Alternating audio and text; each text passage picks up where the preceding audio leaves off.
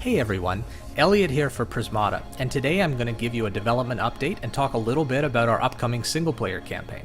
I realize it's been a little while since the last content update, and I apologize for the longer than usual delay. I'm going to make it up to you by showing off a lot of cool new stuff, and I will give you spoiler warnings before I show off any campaign stuff, because I know some people don't want to see any of it, and that's fine.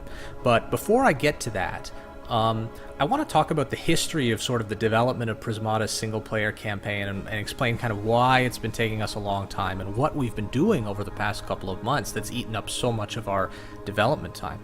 And this also explains why most of the updates that have been going out to the alpha server are very small and incremental, and it's because there's big stuff coming all at once.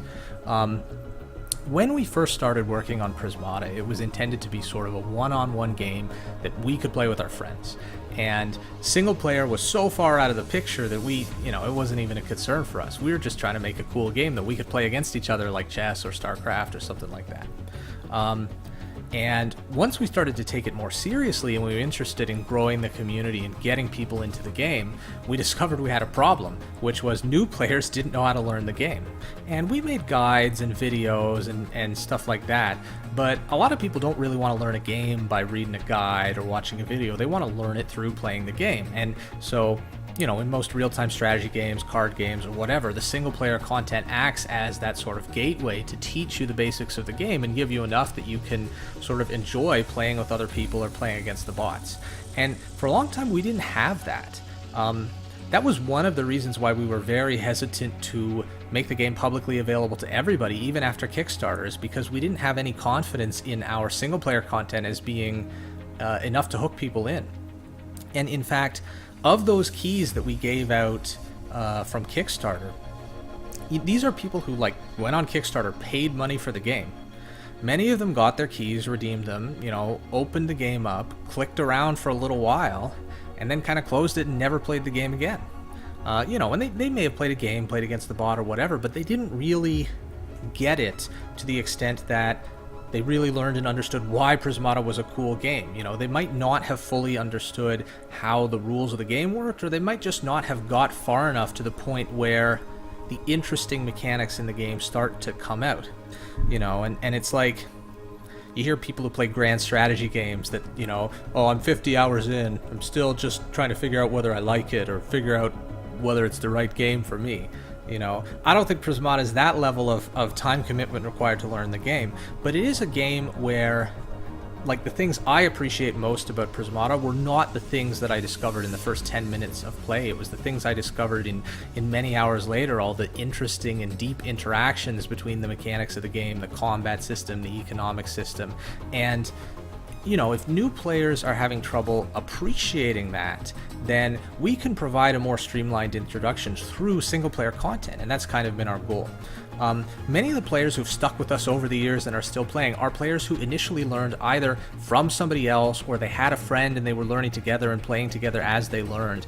And those types of relationships help people learn the game. But there are going to be so many people in the future who are going to be exposed to Prismata for the first time and are not going to have that luxury. And we really want to make sure that we're not losing 90% of players in the first couple hours of gameplay, because, ultimately we want to grow the game and have a big audience. So having good onboarding, and specifically through single player content that's going to hook people in, keep them interested until they really get what Prismata is about and why Prismata is interesting, that's going to be essential for our success in the future. And it's been our high priority for years of development to really get that into a state where we could be proud of it. And that's kind of the prerequisite for any kind of Steam Early Access launch. So a little bit of history. 2014 was the year when we started getting a lot of the concept art, the character art, the actual storyline was more or less written. The actual idea for the story went back, 2012, a long time ago. But 2014 is when it really all came together. End of that year, we did our Kickstarter. 2015, I remember distinctly in that summer, we were doing weekly sprints on early missions of the game, and we would go over to the local university and test stuff on random people. And we would also do things where we would just put people in a game, tell them the rules ourselves, and try and see how much they figured out or how much they learned. And, you know, we went to some conventions, did the same thing there. I met many of you guys at conventions like PAX or South by Southwest. And that taught us so much about how people learn Prismata and what sort of things are necessary to teach people to have them sort of develop the skills they need to appreciate all of the nuance in the game. And it was around March of 2016 when we launched the tutorial in the game that had, you know, the target practice and gave you a couple of tips about what to do. And that was kind of based on all of that earlier experience. And it didn't have the narrative portion, you know, the storyline with the characters and the adventure, and we really wanted to incorporate that and have these missions that taught you the game, but simultaneously were the storyline of the characters and the battles and the struggles, and had exciting dialogue and would keep people wanting to play the next mission just to hear what happened next in the story, right? And we looked to RTS games like, you know, stuff like StarCraft, StarCraft 2. We looked to games in other genres, like we looked at Trauma Center a lot because it's a game that sort of teaches its mechanics while going through a story. And we tried to find a model of single player that we could execute as a company of our size. You know, we don't have the resources that Blizzard has to create a StarCraft campaign. That could sort of introduce topics in order and have the storyline make sense while also having the missions make sense. And that was actually a big challenge. At the start of learning Prismata, there's basically three fundamental things that people need to learn. They are how to attack, how to defend, and how to buy things, you know, generally how the resources work. And we tried every permutation of those three things. Like, we tried attacking first, we tried buying first, we briefly tried defending first, but it was clear that that wasn't going to fly. You know, we tried missions where there was attacking and buying in the same mission, and eventually we decided, no, that's not going to work, it's too fast. So now our first three missions are basically an attacking mission, a buying mission, and then you don't even get attacked by the enemy until mission 3 in a form that you need to defend with walls.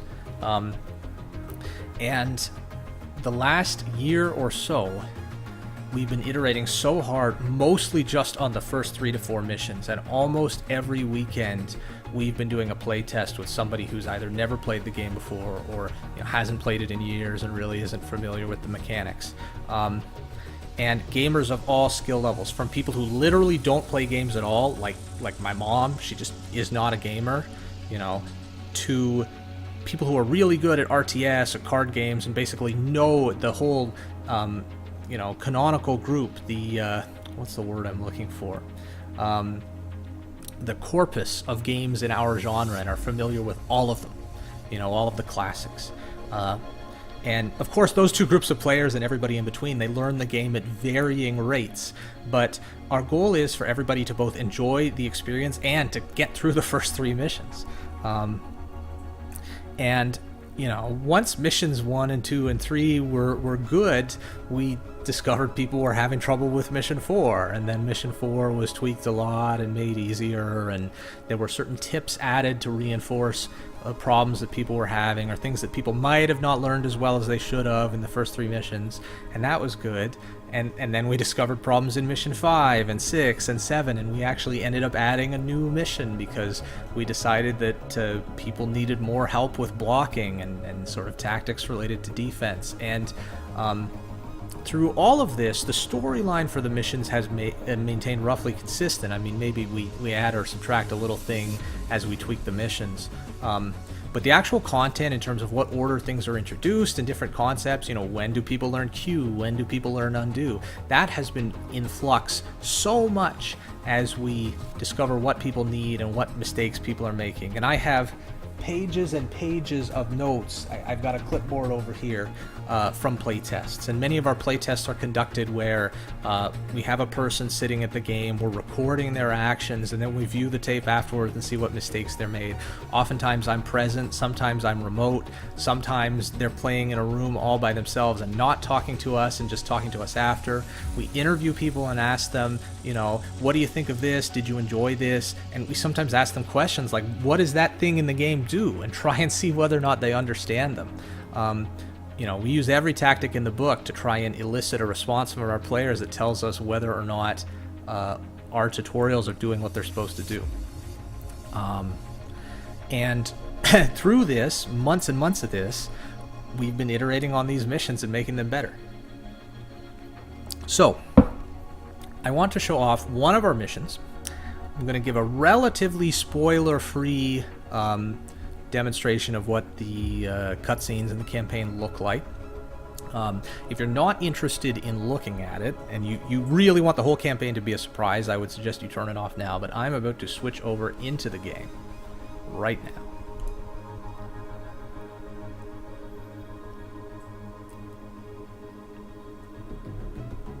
I'm also going to increase the volume of the sound and the music so you guys can hear what's going on. Okay, this is our menu screen right here, episode selection screen. Within this there is a mission select screen, and the missions have a little description. You know, this is kind of an attacking mission, this is a building mission, this is a defending mission, and mission 4, which is the one I'm going to show you, is sort of the first mission where it all comes together and you just get to play a game of Prismata. And all the missions come with an expert challenge, which is like a much harder version of the mission that's more puzzly. The missions themselves are very free form. There's a lot of flexibility in what you can do. It's not so much a puzzle as it is, you know, just play a casual game of Prismata. And in many cases, the enemies are not really a bot playing against you. They may be a swarm of minions or different waves of things that appear. Some of them are very tactical, and you know, they have phase 1, phase 2, phase 3. Some of them are 1v1 duels. But we try to have a large variety, and most of the missions have different sort of twists that make it not just a straight up regular old Prismata game. So this is our cutscene system. We have the characters and they have their various dialogues. I'm not going to show you this whole cutscene. I'm going to skip a bunch of it, you know, and to make it relatively spoiler free. But this is sort of the cutscenes. Characters talking to each other, and there's quite a few cutscenes in the game. Missions have a cutscene before and after, and some of them have cutscenes in the middle if there's sort of something going on. So I'm just going to hit my developer skip button. We're going to go right to the mission. And here we are in the mission. There's objectives. In fact, we have no enemies in this one because the scenario is kind of we have a bunch of turns to build up an army, and then the enemy is going to attack us.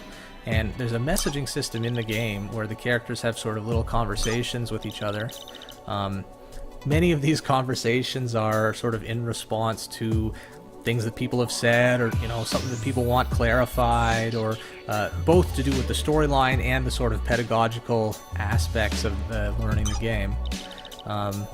And this conversation is kind of like, you have a few minutes until they get there. Nice. That means I'll be able to assemble a big swarm of drones to help with construction. Because one of the biggest problems we found on this mission is that people were not making enough drones. So we emphasize that through the chat. We emphasize that through the mission objectives.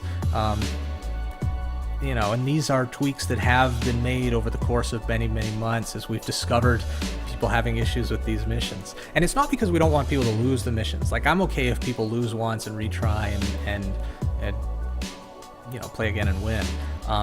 But many people, you know, they would lose the mission and then they would start over and have no idea what they did wrong and just feel very frustrated. So we try and give these little cues to help people. And I mean, that's generally what you do in game design. So this mission, you notice there's a few things missing, like the undo arrows have not been introduced yet. There's a few features of the game that are not in.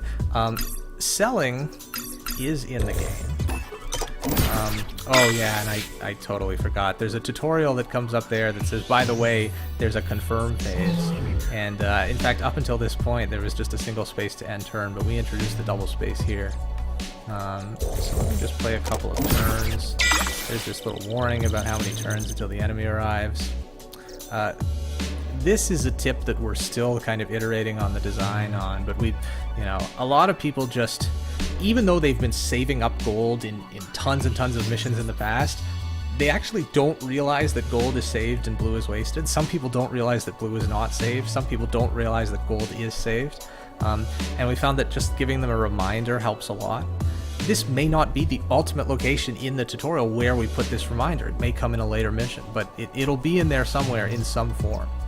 And you can close this out if you want to dismiss it. Many aspects of the error messages have been changed. The info panels, there's a lot of small tweaks to them, color coding. Drake is a mission that is a unit that was introduced in early mission 2, and we discovered that people clicked on the info panel for Drake and had no freaking clue what the unit did, because it basically used to say, it was like the click symbol, gain 2, and then it also said start of turn, gain 2, and people didn't realize that those were two different things, and so we added a line between them. We removed the click symbol and changed it to the word click, which you can see there. And we changed gain 2 damage to gain an additional 2 damage when you click Drake, so that people understood it was 2 more. So many little things that you wouldn't even think of, but that many new users had issue with. So let me just build up a little more. I'm supposed to get 3 blast wounds. I guess I should do that. Complete my objectives. We can do that. Oh yeah, and it will tell you about canceling a unit. Sort of the first time you do this, I think after the first turn or so, it will give you this little pop-up. And there are various pop-ups. I think the first time you breach in this mission, it gives you that. This is actually the first time we've ever seen enemies with defenses. A little story bit, looks like they're here. That's it. I was expecting more of them. Let me guess, there are more of them, a lot more. Looks like 4 groups of them in total.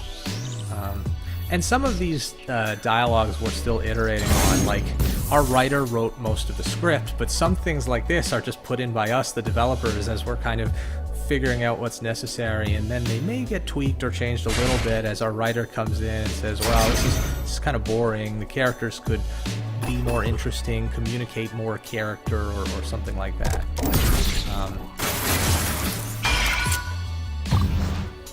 The enemy plays very slowly so that people can kind of watch the enemy and learn how to defend. And yeah, there's a little breach tip. This breach tip is probably going to get moved to the lower right, because we discovered that people click the tough gun bots first, and we realized it's because the breach tip is covering up the gun bots, and so they don't want to do this. The number of people that I've seen do this when they're breaching here is ridiculous. It's more than half. And you wouldn't think that, because why not kill the one once? But when players don't really understand the rules, it's like you want to guide them toward the right thing, and having this box here covering up the gun bots kind of guides people toward clicking the tough gun bots. So little changes like that actually make a big difference. So I could play a couple more turns. Basically, in 2 more turns, I think. Yeah, there's going to be reinforcements on the enemy side. And that looks like a lot of gun bots, but in fact, this mission is rigged, meaning that the size of what the enemy spawns actually depends on how much stuff you have. And this was actually a surprisingly late addition to the design of our missions, but we really had issues with difficulty. Prismata is a game where your economy kind of grows exponentially, and so if you just make a lot less drones during the early turns, you have so much less stuff by turn 11. And it was really hard to try and tune the mission so that people weren't losing, and we thought, well, we're either going to have to make the whole mission super easy, or we're going to have to dynamically adjust how many gun bots spawn for the enemy, and we ended up doing the latter. And I've had strong players play this mission and tell me, this mission seems super hard. How are new players going to kill this? And no, it turns out the mission is just rigged, and they didn't know it. And, I really don't like that solution, but the problem is we tried literally everything else and it was all worse, so the missions are rigged. Now, the expert challenge missions have no rigging at all. They are 100% pure puzzle missions. And I don't think we're going to be doing much rigging beyond first 4 or 5 missions in terms of manipulating what the enemy spawns in response to what you do. But for the first few missions, it was actually super necessary because people were just dying. Let me skip ahead to the end. I mean, there's sort of 2 more waves of this, but this is more or less the gist of what this mission contains. There's a few little narrative things. I'm just going to cheat my way to victory. Got some new victory music in there. This is actually music that I wrote for one of our first trailers. So it's actually a number of years old, and probably the only thing I wrote that's in the final soundtrack, but that's our new victory music, at least for the time being. Let's see, we got some blueprints. Oh, we unlocked the combat training. You get that after 4 missions. Victory screen. So you notice there's a few buttons missing here too, like the stats and graphs are not introduced yet. They come in a couple missions later, and then there's a post-game cutscene. And there's Anya as a hologram. And I think that's about all I am going to show for today. Now, there's a lot in here. There's a bunch of new sound effects, new info panels, all that stuff, and it is coming. We've been working on kind of a major graphics update that fixes a lot of problems with HD graphics and crashes people have been having, and that has been way more difficult than we thought it was going to be. For a couple of reasons. One, because like our game uses up a lot of RAM and a lot of VRAM, and we've been trying to optimize it to get it down so it'll really run on everybody's computer. Another is that there were some graphics that just never had HD versions made, so we had to go in and like make a few more assets. We had some bugs with dynamic loading of assets because our game runs on web, and so that added all of these additional challenges when assets get streamed in, and it's more or less ready, but still being tested, and we're still finding a few things here and there. And yeah, playtesting the campaign. That is my, my life right now, is playtest campaign, learn what people are having trouble with, fix it, playtest again, learn what people are having trouble with, fix again. And slowly but surely over the last few months, we've gone from, many playtesters are still not really making it through the first few missions or really not enjoying it, to, people get to mission 5 and they friggin' love the game because the experience of learning the game and then getting to build a big army, and then in mission 5 you get to build this big awesome thing, which I'm not going to spoil, but our goal was by the end of sort of mission 4 and 5, people absolutely love the game, and we're finally at the point where I can say that, for many or most of the players we're playtesting with, that it's working. And so that means, sooner or later, you're going to be seeing us on Steam Early Access when we launch this thing. Now, people keep asking me for the date, and I, like I said, we never have a specific date, because if we need to fix something else in the game, if we need to do something else, we're going to do that before we launch. So I never want to say a date and then miss it. I never want to, ruin the trust of our community by giving a date and then missing it, because that would just disappoint a whole lot of people. Now, we are looking at the calendar. We're looking very closely. We looked a lot at October as a potential release month, and the problem was there were so many other releases this month that it would have been a disaster. Like, if we had gone out on the same week as Cuphead, nobody would have paid attention to us. It would have been a media nightmare. So much worse than if we release on a week when there's nothing coming out. Early December is surprisingly open. Like, a lot of the times there's holiday releases, but sometimes they're all in October or November, and December is a bit more open. This might be one of those years. Now, Hearthstone usually does an expansion in early December. We don't want to be the same week as the new Hearthstone expansion, because a lot of our audience plays Hearthstone. A lot of the streamers that we want to be playing this game when it comes out in the first week might be playing the new Hearthstone expansion. So we don't want to do that overlap. So I'm keeping an eye on the calendar. Late November is a possibility. We could go as late as January.